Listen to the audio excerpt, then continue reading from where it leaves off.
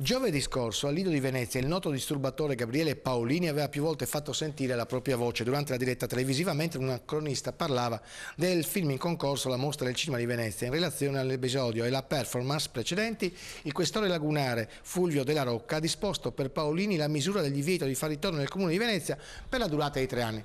Queste immagini che avete visto sono immagini, insomma, ecco, Fraiesi non c'è più. Ci ha lasciato, ma è stato, oltre che un grande giornalista, anche un grande signore. Ecco cosa fa al signor Paolini.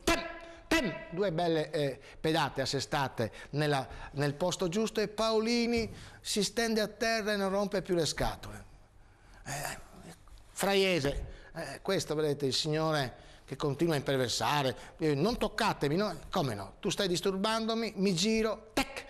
2 bei calci assestati dove il sole batte poco e Paolini è messo in condizioni di non nuocere.